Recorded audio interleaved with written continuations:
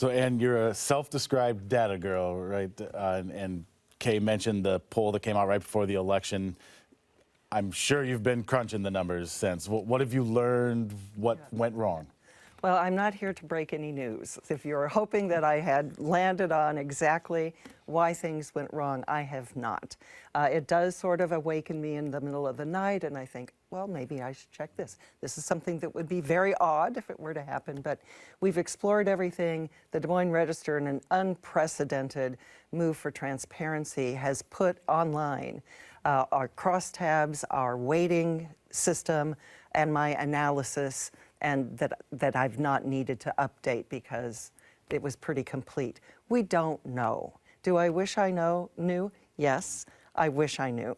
But as I sit here today, you know, one of the political commentators before election, but after the poll, said, you know, they've got all of these pollsters that are fidgeting with their numbers, and they're adding this into their weighting structure, and they're doing this with their sampling.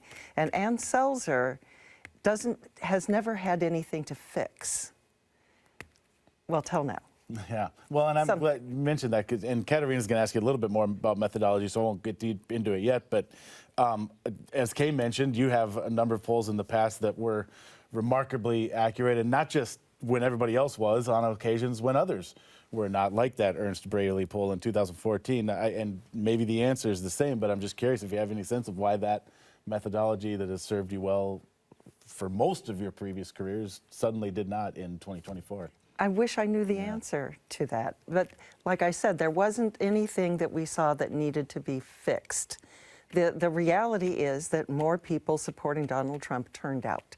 I'm eagerly awaiting the Secretary of State's turnout reports that will happen in January to see what we can glean from that.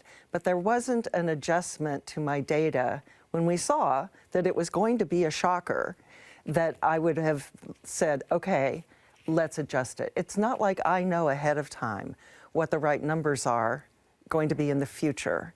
So you kind of take the data designed to reveal to me our best shot at what the future is going to look like.